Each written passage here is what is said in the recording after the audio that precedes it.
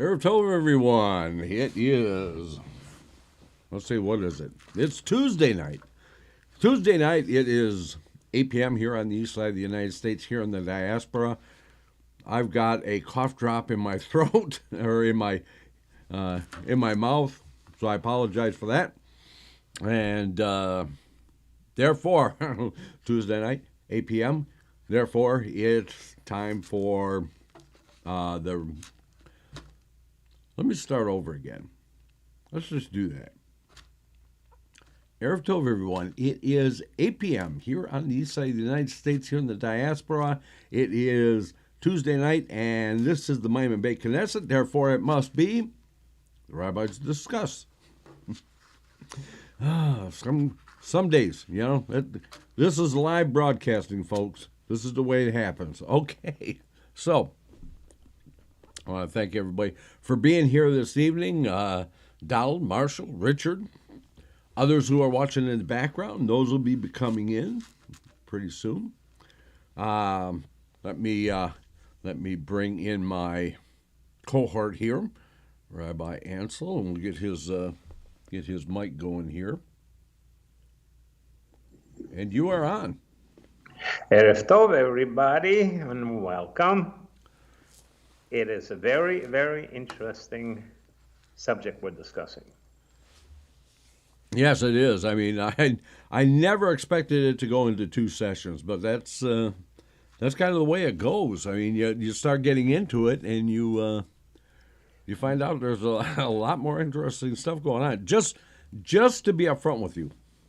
Believe it or not, I was looking at some of the stuff that Rabbi Moshe Feinstein, may he rest in peace with God, together there, and Auerbach and Caro, and their opinions on returning of lost objects. We can go on for 4 or 5 weeks, but it gets too complicated. So it's best to discuss the basics, because that's what you really, really need. Don't need to get into so much detail because it gets confusing. Yes, that is true. So what I thought... Oh, yeah, I just wanted to mention this. That, we had your picture up in the corner when we were doing the broadcast. Mm-hmm. Okay, I changed that picture. Okay, just to let you know. I used the picture of you giving your speech on the day you were made the chief rabbi of the Dominican Republic. Okay. And that's the picture everybody gets to see of you now. Okay. The other picture, believe it or not, was under the canopy, and unfortunately, I was doing a chesped. I was doing a ceremony to bury somebody. So. Okay. The old picture. Yeah. Yeah, I thought this was a much nicer picture. So, okay. I hope you don't mind that I used it. No, you are my partner. You're my brother, and everything that you do for me or on my behalf, it is accepted. It is honored, and it's okay with me. Okay. So what I thought we would do tonight is, before we get into more discussion on this, is number one, I wanted to kind of go through kind of an overview of what the laws are regarding returning lost objects. Okay. So we'll go through those first, and then we'll jump into the things I had written up, the different scenarios and stuff, and we can talk about that. And then you brought up a couple of things while we were talking before the show. That sounded really interesting. So if we have time, we'll get into those. Okay. So the Torah commands us to return lost objects and prevent a loss to our fellow Jew. In general, if there's an identifying mark of the lost object, and there's an obligation to return that object to our fellow Jew by safeguarding it, publicizing the loss of the object, and making sure that the rightful owner receives his object. Okay, sounds pretty simple on its face. being that many of these cases involve intricate details that aren't addressed below. In real cases, one should consult a competent rabbinic authority for guidance. Okay, so let's take a look at this. Well, the first thing we're going to look at is the Torah's obligation. When a person finds an lost object and ignores it, one violates the negative commandment, do not overlook a lost object. And also loses the positive commandment to pick up and return the lost object. If one picks up an object in order to steal it, one also violates 3 commandments altogether, overlooking the object, not picking up, and stealing. There is an obligation to return the lost object of a Jew once one sees it within a distance of 266.67 amot, or That's cubits. kind of funny, how they come up with 0.67. Yeah, that's so we're talking about 390. Let's just round it off and say 400 feet. That Correct. is a long distance. That is. Yeah, I mean that's 10 feet longer than a football field. Yeah. So I doubt if I could see anything that far. Okay, so let's go on. The next thing that it talks about here is preventing loss to others. The mitzvah of returning someone's object includes a command to prevent or minimize someone's loss. So, for example, as Rabbi Ancel was talking about, Rabbi Moshe Feinstein writes that helping another Jew contest zoning issues that are hurting the value of their property. I missed the first one. The mitzvah to return someone's object includes a command to prevent or minimize someone. Okay, I did that. Okay. I'll get it together here sooner or later. If one sees water causing damage to another person's property, he is obligated to prevent further loss. However, if the owner is aware of what is happening and chooses not to address it, you would not be obligated to minimize his loss. So, who is obligated? Man and woman alike are obligated in the mitzvah of Hazavat Aveda. Boy, I just can't get my mouth to work right tonight for some reason. Okay, so It's no comment? If it's not befitting to return a lost object, for a respected or elderly individual, such as Rabbi Ancel here, if it's not befitting to pick up and return a lost object, of course he probably would, then one is exempt from the mitzvah and doesn't have to pick up the object. If he can wait there without compromising his dignity, now this comes back to what Rabbi Ancel was saying last week about waiting around. Compromising his dignity until someone else comes to pick it up and return it, he must do so. The general rule is that if the individual would not have picked up his own item in such a situation, then he is exempt. However, had one picked up one's own item because it's not worth the trouble and not because it's beneath his dignity, one is still obligated in the mitzvah. In a place where such an individual would not be embarrassed, one is obligated to the mitzvah. Even if one is exempt, it's proper and good to go beyond the letter of the law and return the object. However, some argue that a Talmid Chacham may not go beyond the letter of the law at the expense of the kavod of his Torah. But is it fair? Just because he's a Talmid Chacham, which means a person who studies the Torah whether it's daily or weekly or he's a Talmid Chacham. Yeah, yeah. Uh, Yeah, he considers himself a student all the time. yes. Why? Why must he not go beyond?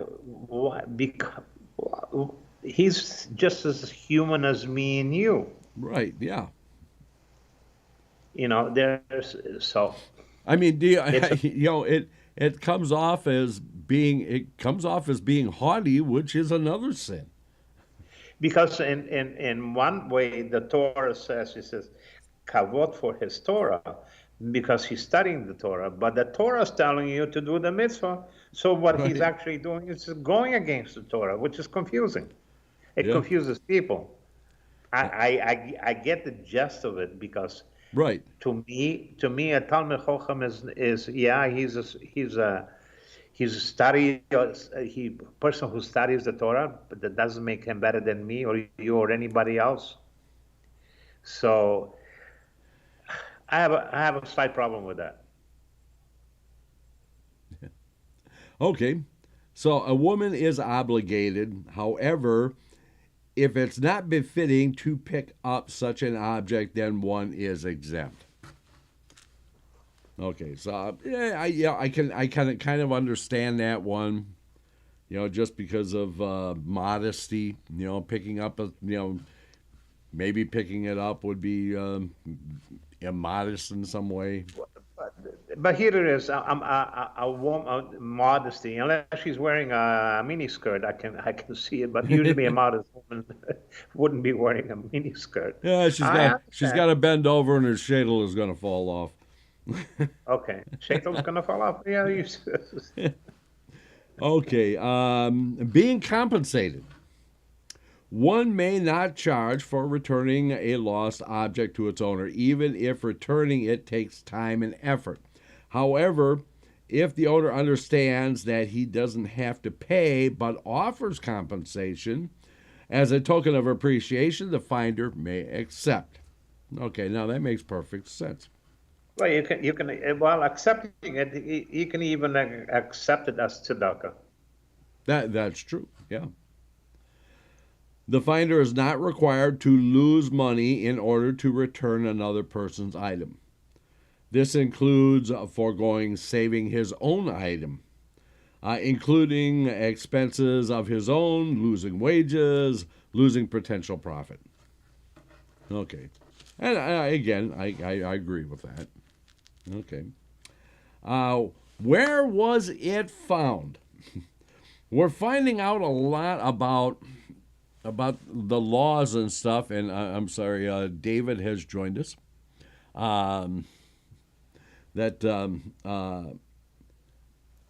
The circumstances play into a lot of this. A lot of the laws and stuff like this. So where is it found here? I mean, I've run into similar things. I mean, we were talking about the Mishgiach course here, and there's a whole section on, well, where was the pot? Was the fire on? What was the temperature? And all that stuff has to be considered before making a determination. Really, it really gets in depth. Okay, so where was it found? If one would attempt to return an item that was placed there intentionally, one could be hurting the owner rather than helping. It's kind of similar to what we were talking about last week. If it is an item that has no simanim, which identification of some sort, then he wouldn't be able to retrieve it. And even if it has a simanim, it could be he wanted it there and now will have to chase you to get it back. Therefore, if an item seems to have fallen, it is obviously a lost item. On the other hand, if it seems to be placed or hidden, it might not be considered lost. Now, again, last week we were talking about that this backpack was sitting on a park bench. So in that case, they may not have had have even been concerned about it. Therefore, this would depend on where it was found, and It depends on what time of the day it was, again. yeah, yeah. So we have additional halachot for this that said if an object was found in a safe, protected place, it can be assumed that the item was placed there by the owner, and so the object is not considered lost and should not be touched. If one by accident picks it up, one should return it right away, but if one has left the area, one may not return it, but rather one must return the object. Okay, in other words, he can't return it to its place, he has to return it to the owner. For example, if one found a key under a mat or a book on top of a public telephone booth, one shouldn't pick up the object. If an item is found in an unsafe place, the item is considered a lost object. But if it was clearly placed there intentionally, for example, a book on a public bus station bench, that example just doesn't really make a lot of sense to me. No. Okay, now let's say if it was a backpack and it was underneath a park bench, I would assume that it was put there intentionally. Correct. Okay, so if an item is found in a semi-safe place, if the item has a siman, then a siman is an identification again. Then the item is considered a lost object. An example is a sweater draped over a park railing in a remote area of the park. If the object found in a place where it is irretrievable, such as if someone fell into the ocean, it is assumed that the owner forfeited ownership and it is permissible to take and keep it. Okay, so if it was an object and it's on the edge of a cliff and and you come along at the bottom of the cliff and you see it's laying down there, there's nobody up there, and you can assume that the person just said, yeah, it's gone. Okay, cannot be retrieved. If the item falls into a place, it will not, under normal circumstances, be recovered, such as lost in the ocean. It becomes hefker. Someone who finds it would be allowed to keep it. This is true. So if something washed up on the shore in the ocean, right, you would assume that it's ownerless at that point, because somebody who dropped something in the ocean wouldn't be expecting to get it back. Well, this is what we were talking before. If you and your wife were walking, and I was walking with my wife, let's say even the 400 feet or the 266 amo, and by mistake your wife's diamond ring, fell off. And then I happened to walk and stepped on it, even though I recognized, or your wife would recognize it as her ring, I can keep it. Yeah. Okay. Nevertheless, it would be nice if I gave it back. Yeah. Nevertheless, the good and right thing to do would be to return it. Yep. Okay. So now you keep going back to diamond rings. Diamond ring this, diamond ring that, diamond ring this, and the other thing. I don't think people know that how much you know about gemstones. Yes. I mean, mix it up a little bit, you know? If I know about gemstones. Pardon? You asked me if I know about gemstones. I said I know you know about gemstones. I do. Yeah. You can talk to my wife. I used to collect. I'm an expert in stones, and when it comes to diamonds, I can tell you whether it's an SI or VS or VVS1 or is it an E color or D color. I used to collect them just That was my, it was a hobby. Yeah, well, that's what I'm So, saying. Don't just go to the diamond. Mix it up a little bit. Throw some other gemstones in there. oh, so it doesn't matter, diamonds, or if it's the blue stones, the favorite stones, the green stones, which are the emeralds. Uh-huh. There are stones who are more expensive than diamonds. There's a stone now which is called tanzanite. Mm-hmm. It comes from Tanzania. That's why it's called tanzanite. It's 10 times more expensive if it's the good quality.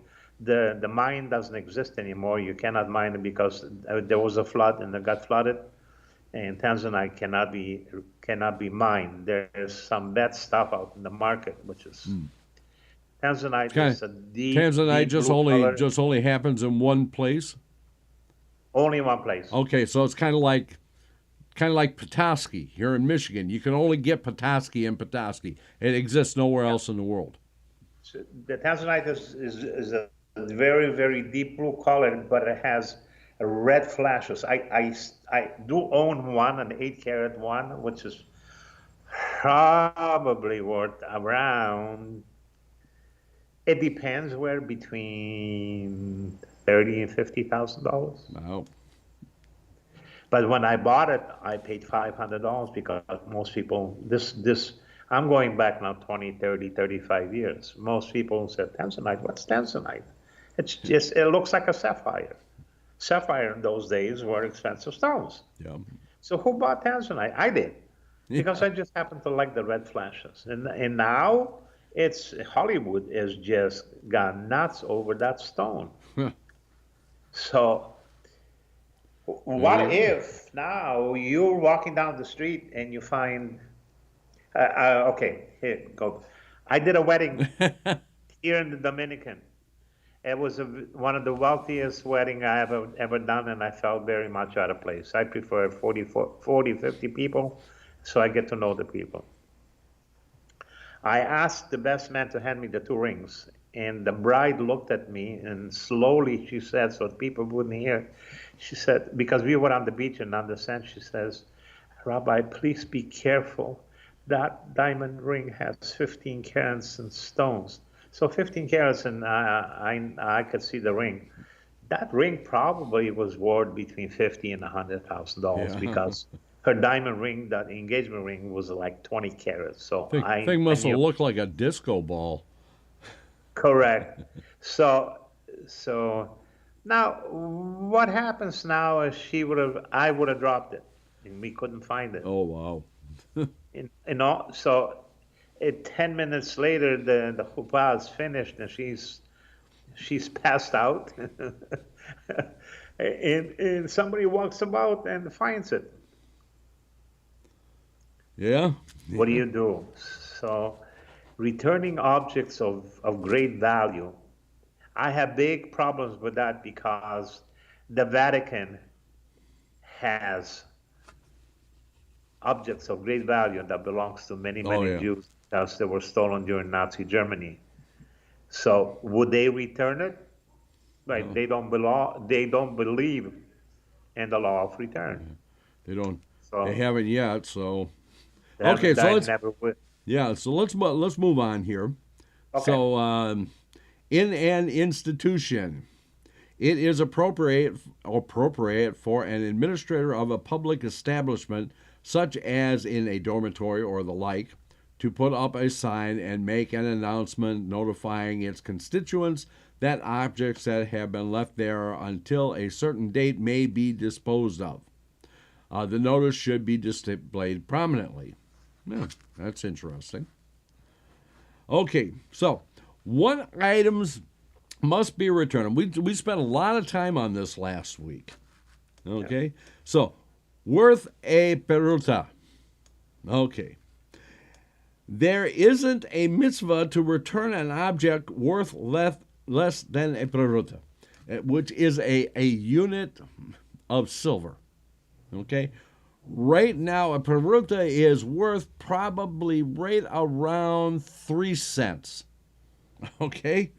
But the rabbis have basically said, okay, well, it may be worth 3 cents, but what can you buy for 3 cents? Say it has to be worth less than a quarter. Because, I mean, basically, you can buy something for a quarter. You really can't buy anything for less than a quarter. So, I mean, not in this day and age. It Maybe, depends. maybe when you were a kid. It depends. I can buy something here for less than a quarter.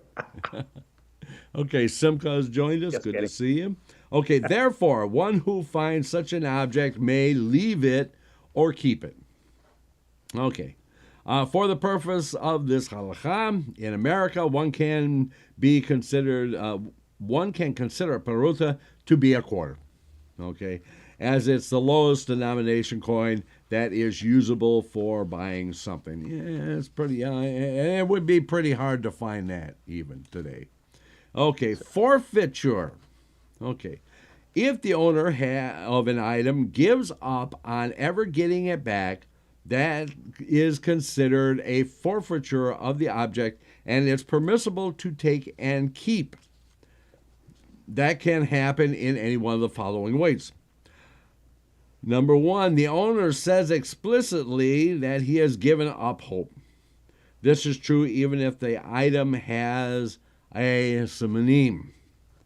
Similarly, if it's evident that the object has been lost for a long time, such as if one sees moss or rust on the object, then it's permissible to take and keep the object. This is true even if the item has identifying simonim. Thirdly, if an item without identifying features is lost, a person does not expect to get it back. When he discovers that it was lost, he will give up on it and it will automatically be forfeited. This is true in a place where there are Talmidei Chachamim. It says it's not true. This isn't true. Yeah, true. This isn't true in a place where there are Talmidei Chachamim. Okay, there is a mitzvah to return a lost object to someone who passed away by returning it to the inheritors of the deceased person. Okay, so what is this simonim? Okay, so if an object has no identifying feature, then it is assumed that the owner has given up hope of finding the object and therefore has forfeited ownership of it. Therefore, one may take and keep the object. Did I print 2 pages on that? Hang on, let me make sure I got... yeah, I got it. Okay. The simon must be a unique feature and not a generic characteristic. For example, a normal color, brand name, or stamp on an item with the company name are not unique features. However, a crack on the side or if a part of the object is broken, those are unique features. Yeah, I put my Hello Kitty keychain clipped to the strap of the backpack. That would actually be a simonim, right? Simon. The amount, weight, or length is considered a simon only if that's unique, and not if the item is normally sold or found with a standard amount, weight, or length. Numbers of pieces found can be considered a simon. For example, there are 6 keys on the keychain, or there were 15 bills in the envelope are considered a unique feature. If it is just a standard amount, such as a 10-pack of pens, then it wouldn't qualify. A unique wrapper, envelope, or basket is considered a simon on the item that is in it. The way something is tied can also be a good simon. An envelope from a local bank is not a simon, while an envelope from a foreign bank can be a simon because it's out of the ordinary. An item that's attached to it can function as a siman, such as a tag or a Hello Kitty keychain or something like that. In my case, it would probably be Bugs Bunny. Who knows? The location where the item was placed is a siman. The claimant must identify the specific location within the property and not just the general area or property where it was left. So he cannot say, well, I lost it around. Right. He must say, I lost it exactly where I lost it in the park. That's not a siman. Right. I lost it in the park on such and such a trail, and I had it on the third bench. That would actually be a siman. That would be a siman. Okay. If it is found on a public walkway, in all likelihood, it has moved since it was lost and thus would not be a siman. If it is found in a place where many people use such items, the place would not be a siman. For example, a towel left in a mikvah. Okay, so we're coming and we're closing in on this. Okay, so items without a siman. Even if one finds an item without any simanim, one may only keep it if he is sure the original owner has forfeited his ownership, which happens when the owner discovers that the item was lost. If someone picked it up before the owner was aware of its loss, he would be obligated to return it, even if the owner subsequently gives up on finding it.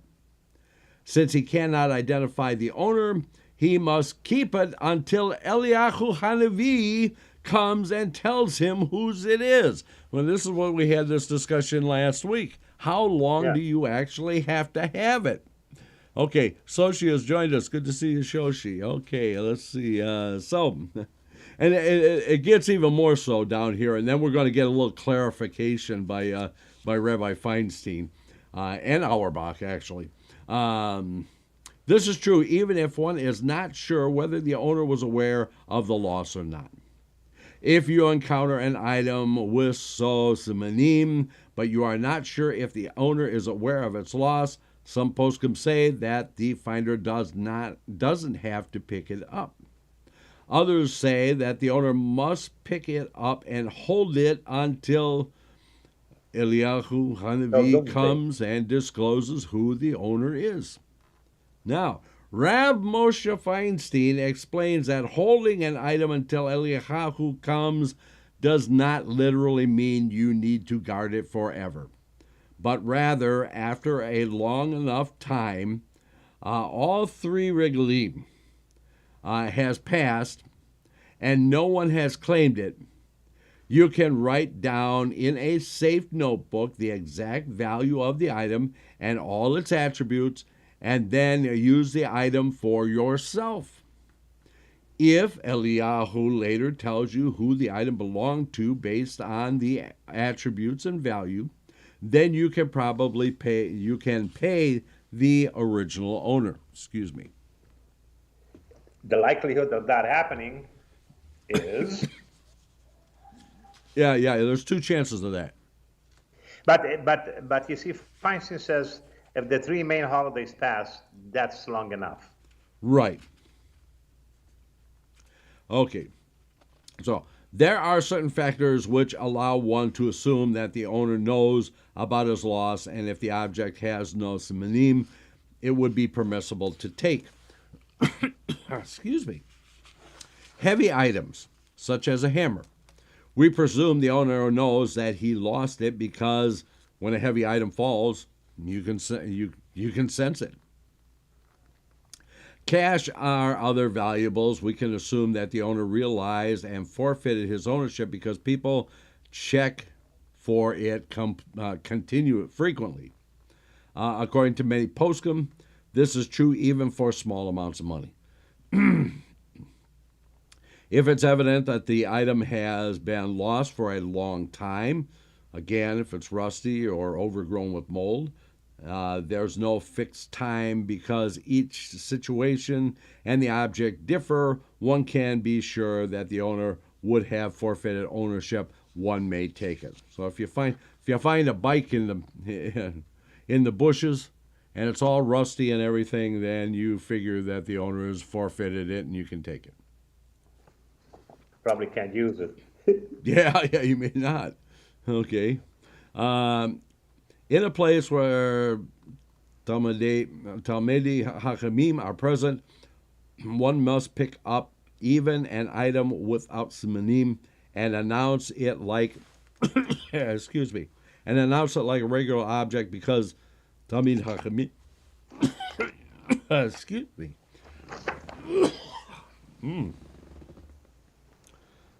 A Talmid Hakamim, a Talmid Hakam, I'll get it.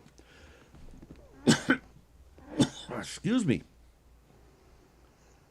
Okay, so the Talmid Chachamim they're known not to lie. So they are trusted to recognize his object without any simanim unless the item is brand new, in which case it's treated like an item without simanim in a place without Talmidei Chachamim. If you personally know whose item it is, or if your witness say to you it belongs to, the finder must give it back, even without the owner identifying it that it has a sign. So here now we're getting into lost objects for a non-Jew. Technically, there is no mitzvah to return a lost object to a non-Jew. And some say that there is a prohibition. However, all agree that if one returns it with the intention to make a Kiddush Hashem, then it's permissible and praiseworthy to return the object. Additionally, all agree that if Chilul Hashem will result, then there is an obligation to return the object. An item that was lost in an area where mostly there are non-Jews, it is presumed to belong to a non-Jew and may be kept. Nevertheless, if a Jew proves that this is his, if one wishes to be upright and good, he should go beyond the letter of the law and give it back, I agree with that. Yeah. If circumstances indicate that the non-Jew hid it there, then there may not be, then you cannot take it. Right. A Jewish apikoros would not have the status of a non-Jew for this halacha. So basically, the apikoros, you have no difference. You have to return it, right? Yep. What to do with an item until the owner is found? In the case that there is an obligation to return the item, the Torah places the responsibility of safeguarding the lost item on the finder until he can identify the person who lost it. This includes preserving its value. For example, if he found a roll of film or a sefer, he may not store it. That kind of tells you how old this is, doesn't it? Where it can get ruined. Well, if it was a Sefer Torah, you better believe it. You can't put it where it's wet. Yeah, well, this kind of tells you how old it is. I mean, who's even seen a roll of film lately? Nah, you go back years, but this was not written yesterday. These laws were written many moons ago. Okay, let's see. Where are we at here? Okay. This includes preserving its value. For example, if he found a roll of film or a Sefer Torah, he may not store it in a moist place where it can get ruined. Right. If it is too difficult for the finder to watch it, he can pass it off to someone trustworthy to watch it for him. Okay. Mm. Once you pick up the item, you are responsible for its safekeeping. You cannot pick up the item and place it down near where it was found, hoping that the owner will find it there. There's a debate about the accountability of the finder. Therefore, the final halacha is that if the item got stolen or lost, the finder is exempt. If he is negligent, then the item is lost and stolen or damaged, he is responsible to repay the original owner. Yeah, that goes kind of back to what we were talking about before in another case where the Gemara actually says that, if you have a watchman and something comes in, was a snake, what was it, a snake, a cat, or I can't remember what the other animal. There's like three animals there: a snake, a cat, and something else. That he's not liable for it because those are things that are they they're going to get in. I mean, but if it's a wolf, then he's going to be responsible for it because it's big enough and he can drive it away. Okay. Cats are just sneaky. Okay, borrowing for personal use. The finder may not borrow the item that he finds for his own personal use. That is true. Until three festivals have passed, right? Yes. Yeah. If the finder knows who the owner is, if the finder knows who the item belongs to, he can call the owner and would not be obligated to deliver the item to him directly. It is the owner's responsibility to come and retrieve it. Yeah. In a situation that he is unable to get in touch with the owner, he is responsible to return it to the owner and cannot just leave it in a place where he found it and risk that the thing, can be taken. Yeah. But here I have a question. Yes. If the finder knows who the item is, and he knows that it belongs to the owner, I still believe that the owner should identify the object without the finder telling him about the object. He must give him simanim. He must give them something to tell that he can identify the object, that it is his. Well, we see that happen all the time. Somebody goes in and they grab the wrong coat because they thought it was theirs. Yeah, but but see, they don't say it here, but it's I would assume it's understood, but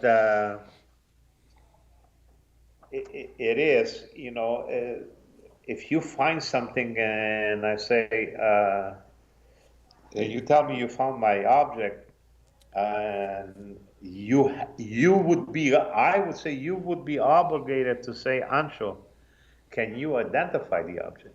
Yeah.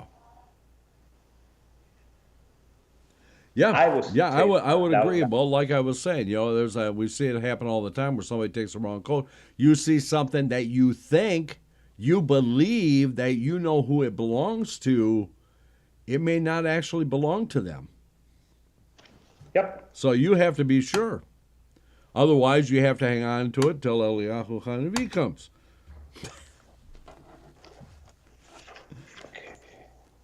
Okay, so we got the obligation to. Pardon? Now, when the item is found, the finder must try to locate its owner by publicizing it and saying that he found this up. How and where? In a small area, the publicizing can typically be accomplished by a simple announcement, such as after a tefillah in a shul. In a larger town, notices should be posted in the shuls adjacent to where it was found. Additionally, notices should be posted in public places in the area, such as the elevator in the building, it was found. Now Finder, we had a yeah, story. Zeta told a story a number of weeks ago about a parrot named Hanukkah. And if you remember that in the story, that the person that found the parrot and brought it in had put notices up in all the local apartment buildings and stuff like that, and the stores in the area, and nobody claimed it. So he had actually and it was years later that that the owner actually came back. In that case, they wouldn't be obligated to return it now, would they? no, Yeah. Okay, I'm sorry, I didn't mean to cut you off. The no, that's finder okay. is not required to spend money in order to publicize the finding. The The notice notice should, should remain posted for long enough that most people in the area would have had a chance to see it.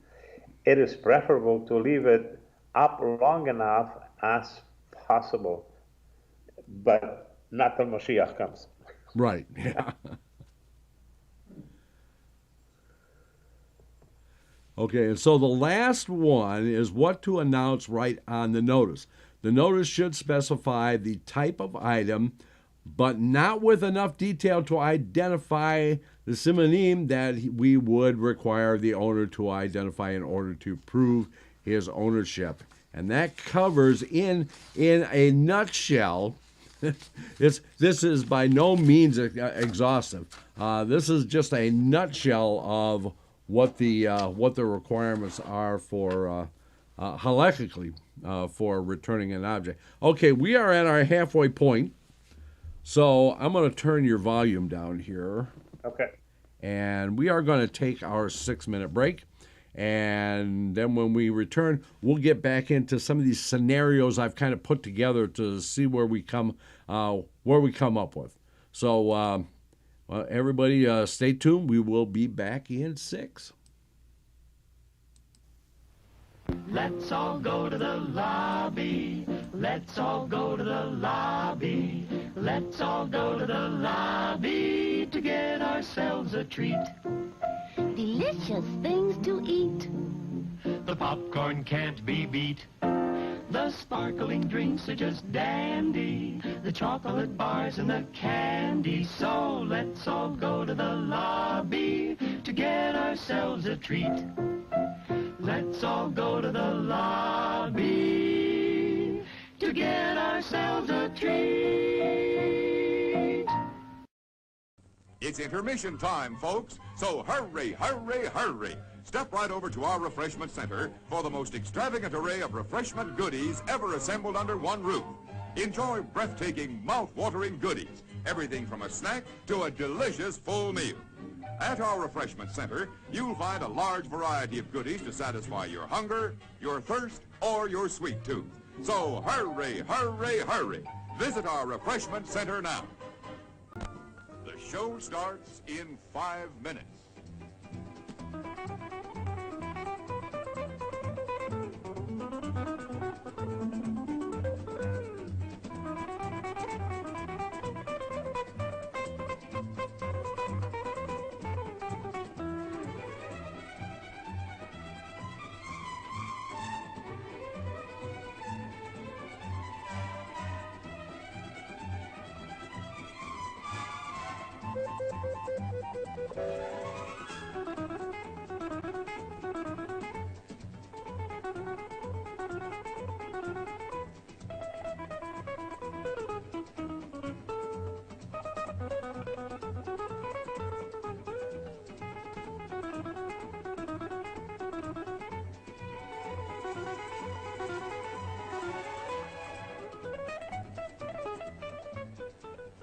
The show starts in 4 minutes.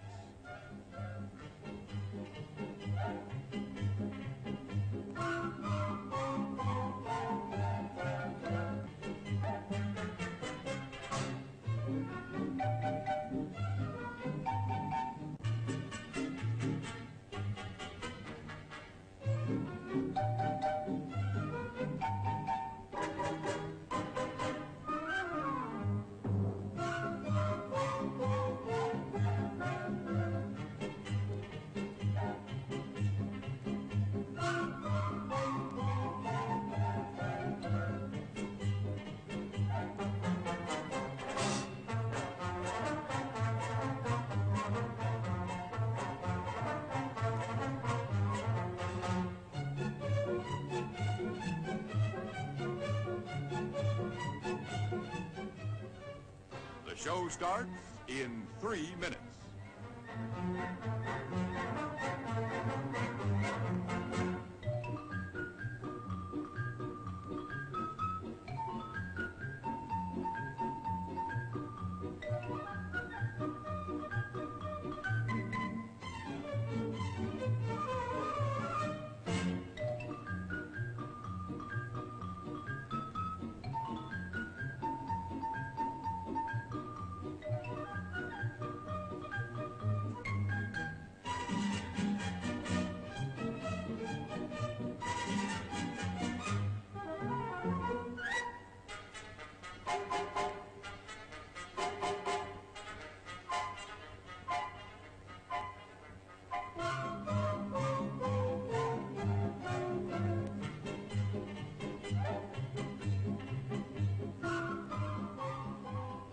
The show starts in 2 minutes.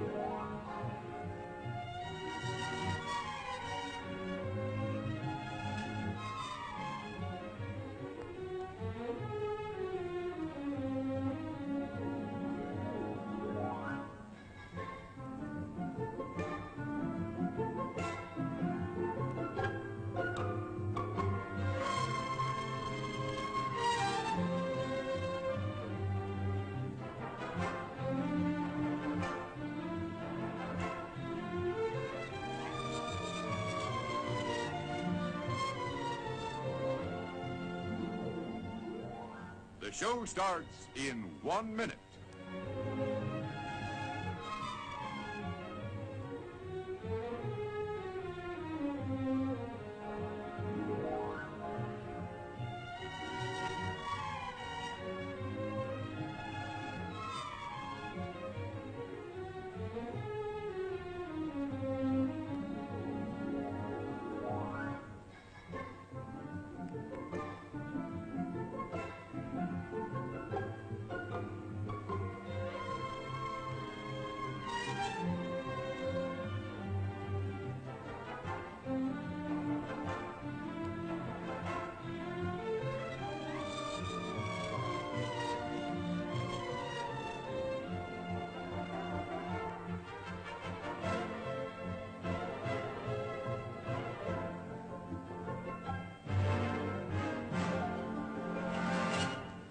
And now, on with the show.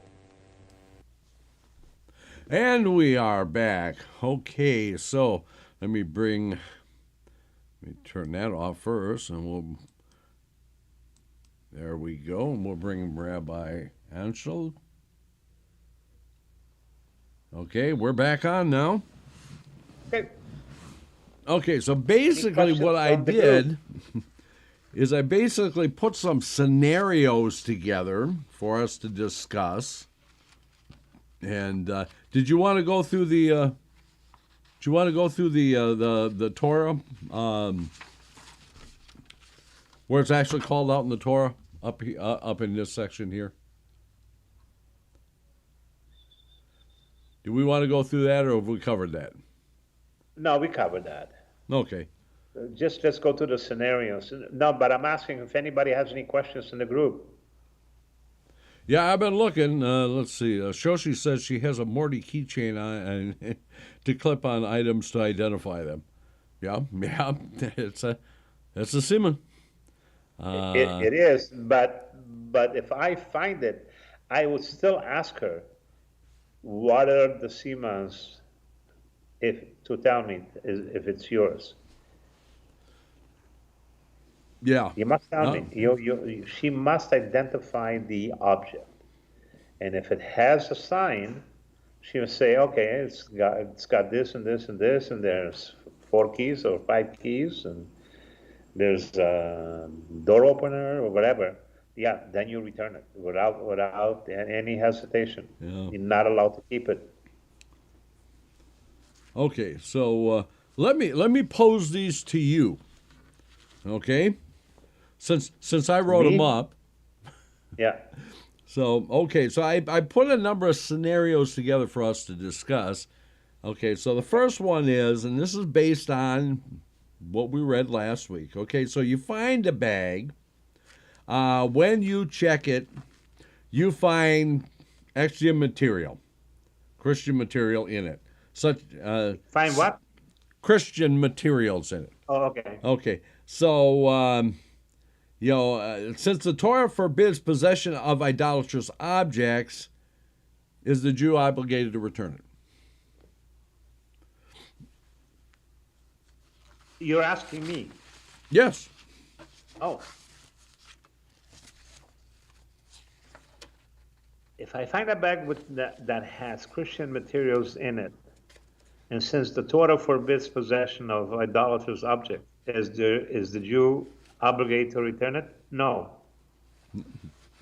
No, because there actually is no obligation to return a lost object to a non-Jew. And it's but the Torah forbids it, and right. Anything that's idolatrous is no, you're not obligated to return it. Okay, so let's take the same scenario and say you find a bag, and when you check it, you find a Muslim prayer rug in it. Okay, since Muslim is monotheistic and acknowledges the patriarchs, is the Jew obligated to return it?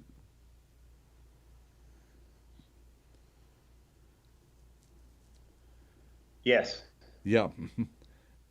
I would say, well, let's put it this way. One of the other According to the reasons Torah, according to the halakha, no, he wouldn't have to return it. yes. But if he wants to do what's right, or go beyond the letter of the halakha, Correct. then he could return it because the prayer rug would not be considered idolatrous. Correct. And the other thing is, I consider Muslims are cousins to us.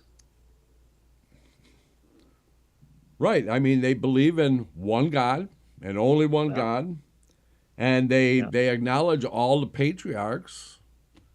They recognize food that is halal, which is almost like kosher. There's differences, but some of the stuff that they do to make the food halal is pretty well what we do to make it kosher. The drawing of the blood and everything else. Right, yeah, the shechita processing, If you want to do the mitzvah and go beyond the scope of what the Torah forbids, then you're allowed to return it. Right, because because a prayer rug is not going to be considered idolatrous material because of that. Not like if you pick up a bag and you find in it a crucifix or a rosary or something like that. In that case, you just leave it. Because number one, you're not obligated to return it. Number two, you can't pick it up and take it because it's forbidden by Torah. Okay, so the next one is, what if you take it home? You find a bag, you don't actually look inside. Maybe you kind of look inside a little bit and don't see anything, but you pick it up and you take it home. And on inspecting it, you find items that are idolatrous items, such as, let's say, a rosary, a crucifix, Wiccan objects, anything like that. What do you do now? You've picked it up, you've brought it home, you've got idolatrous objects in your home. You know they must not, well, you can pretty well assume they don't belong to a non-Jew. What I would do is I would take it back when I found it. First of all, you're not allowed to keep anything that's idolatrous in your house. Right. Now, I would think that in that case, you could call the police and give it to the police. Yeah, or put it back where you found it. Or put it back where you found it. Yeah. That's a tough question because If you find that's any material that's adulterous, you cannot, according to Torah law, to keep it in the house. You must get rid of it. So yeah, you can take it to the police. You can take it, put it back where you found it, but you must get rid of it. That's law. That's Torah Yeah. law. Yeah. Okay, so let me give you another one. You find a coat in the park. Again, it's later in the evening when not many people are around. The coat is not in good shape. It is torn in places and pretty ragged. Since the coat essentially has no value other than possibly to the person who lost it, is the Jew obligated to take it and to try to return it? There are two possibilities here. If you know who it belongs to, I would return it. But it has no value, I wouldn't pick it up. Yeah, I would say at that point you're probably talking about that value of less than a peruta. Then less than a perut, then I wouldn't pick it up. Yeah. Then you're not obligated to at that point. No. Okay. You find an object and use. Okay, can you raise it a little bit so I can see? Sure. Well, sure. I can do anything I'm I getting want a good because I'm in exam tonight. control. Okay. So I'm Okay. being examined tonight. That's good. Okay. So you find an object and you suspect it belongs to a goy. Is the Jew obligated to take it and try and return it? I have a problem with that question Okay. because, again, now you suspect. It is like saying, it's not my opinion, it's my conclusion, which is not anything for sure.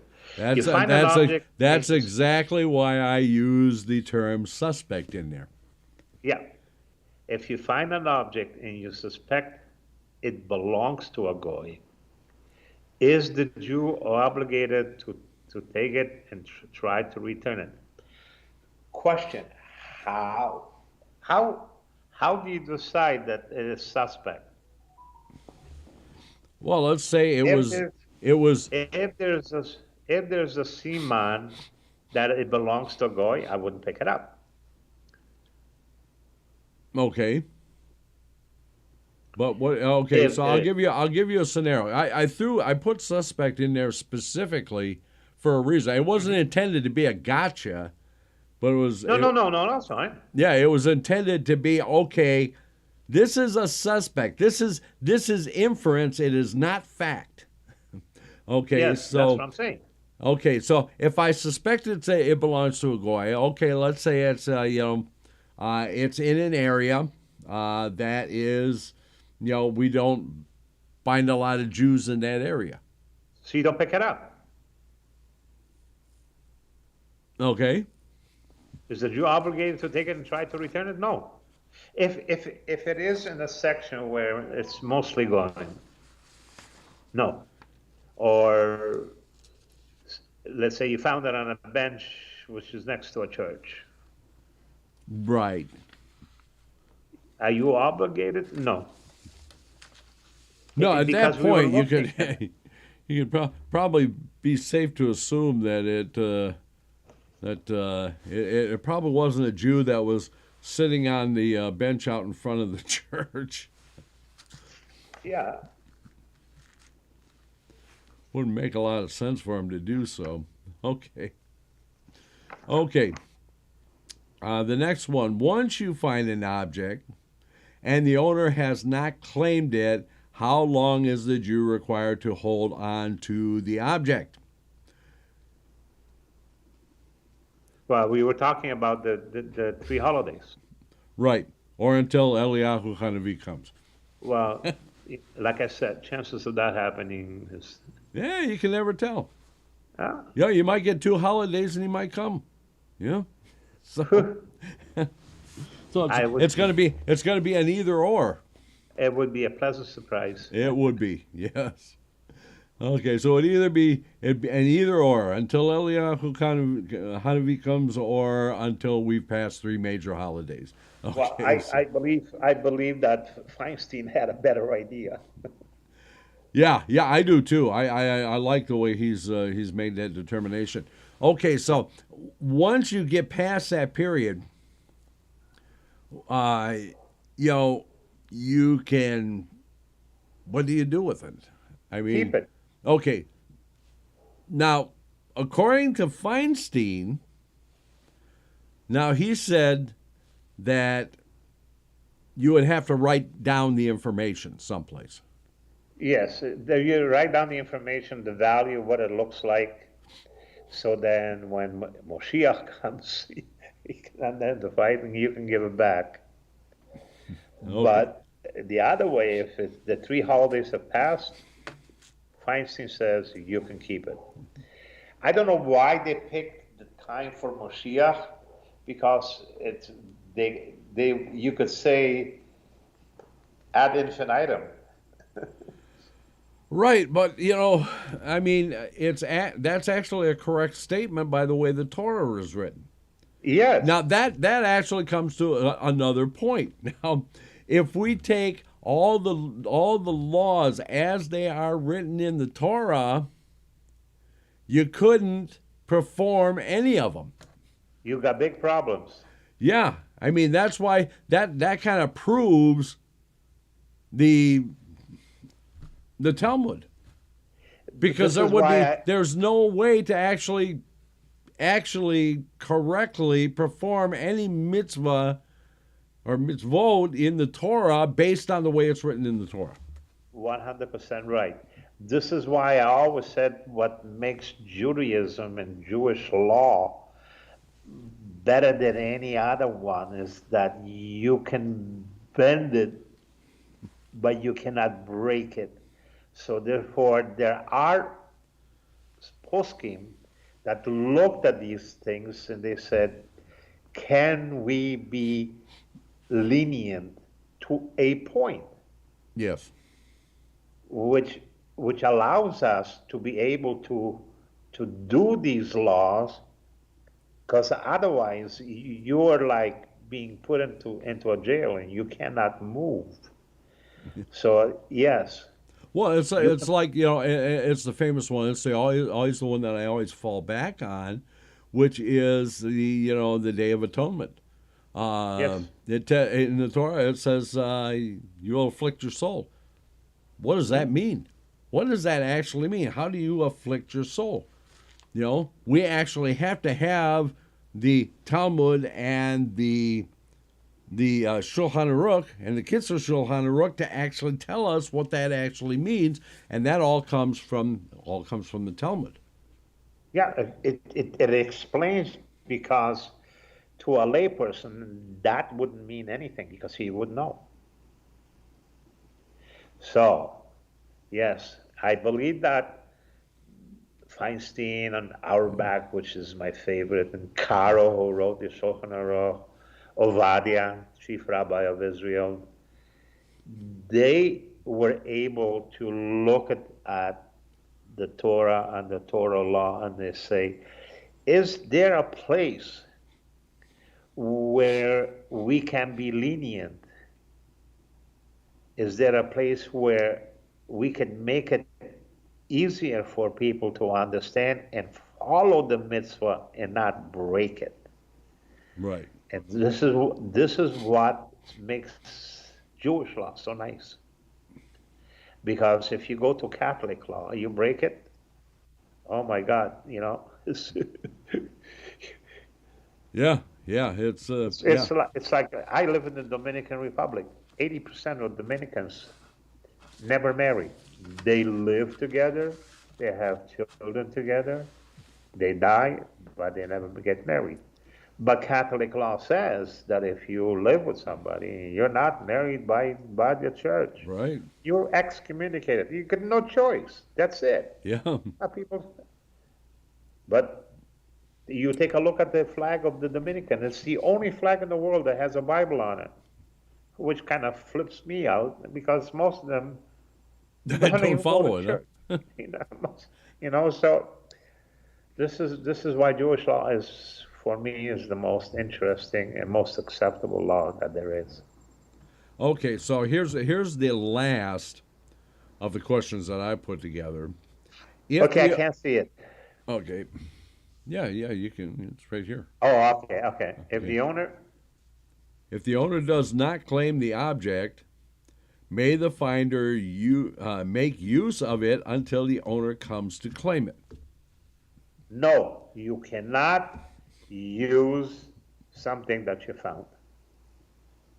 That's what it says. However, now we had another case that we studied about the man who brought the set of tefillin to be fixed and never came back to claim it. Okay. And then the question that the person who fixed it, his question was he wanted to be able to loan it out to people who needed tefillin. Okay. So the question should have been done a little bit differently, because now you're having an object that has value, a value which is, it's a holy value, which you're talking about the filling. Can he lend them out? Well, it's a mitzvah. It is a mitzvah to lend them out. Right. Should he lend them out? Since he's not the owner, he shouldn't. Well, in that, But- well, hang on. In that case, though, the person had left the tefillin to have them repaired. They were repaired. However, the person did not pay for the repair. Yes. So, I mean, that puts a whole new wrinkle into the scenario. Because who actually owns it now if the person has not actually paid for it? Actually, who owns, it's the person who fixed them. But according to the din, he had to treat them. If I'm remembering correctly, I'm gonna qualify it like that. Okay. If I'm remembering correctly, he had to treat them as a lost object, and he had to hold on to them. However, he could allow that somebody to borrow them to fulfill a mitzvah. To fulfill a mitzvah, yes. Or he may keep them for himself if the 3 holidays have passed. They're his. That's true. That is true. Yeah. They're his. So the question should have been put a little bit differently, but I mean, we came up with 2 different answers, which is fine. So if he lends them out in honor of a mitzvah, he could. How long should he keep them if the owner doesn't come up with it? If the 3 holidays pass, they're his, and he can definitely loan them out. They're Well, his. that's the other thing. If we go back to the halakha, Yep. he doesn't come back. He's essentially forfeited them. If he doesn't come back, he automatically forfeits it. Right. But for how long? Because we assume that he has determined that he lost them. Maybe he forgot where he put them, where he took them to. But we figure that he's forfeited them because he has determined that he's lost them and he's not ever going to get them back. Here's the problem. Again, you come up with the word we assume. Yep. That's a dangerous word, isn't it? To me, it is. It's a very dangerous word when you say you assume. Like I said, 2 possibilities. He's fixed them. He spent time to fix it in materials. The only way he can loan them out, if somebody says, I don't have a set of tefillin, will you let me do the mitzvah to put on the tefillin? The answer is yes. How long should I hold on to it if I'm the one who repaired it and spent time and never got paid for it? How long should I hold on to it? the Torah says, or Feinstein says, which is acceptable by anybody, Auerbach accepted it, is the 3 holidays. Once the 3 holidays has passed, they're yours, and you can loan them up to anybody. You can sell them if you want. Yeah. So let's clarify the 3 holidays thing. Okay, so basically we're talking in here, based on what they were saying in here, this would be the 3 holidays, the 3 holidays that you would actually have to appear at the Beit HaMikdash. Correct. Okay. So essentially a year.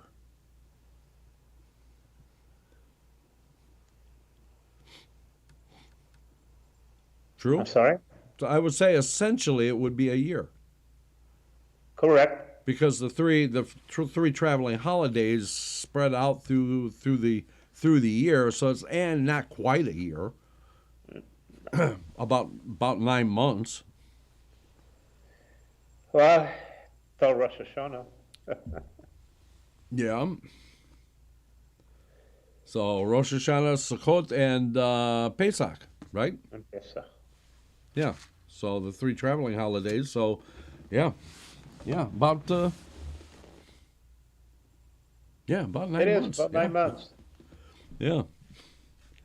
Okay, so I would like to hear from people in the chat room what they think about this discussion that we had this evening, and in general, what Did I they pass the think exam? about what we've been doing here.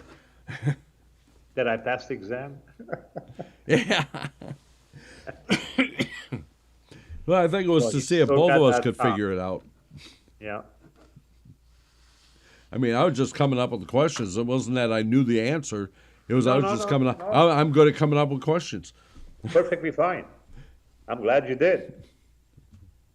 Because it gives you different scenarios of what can happen, where it can happen, what should happen. So, yes, they're good questions. So, okay, well, I'll say everybody's very chatty in the chat room tonight. So chat with us. Yeah, seriously, yeah. Kind of hoping to get some feedback here tonight, folks. But hey, you can always contact us on Facebook or through the website. So okay, so tomorrow night is the Torah study in depth. You gonna be with us? I'm gonna try. Okay. For next week, I think we're going to discuss, and we were talking about it, Yeah. how we compute ma'aser, which is tzedakah, and how much charity one should give.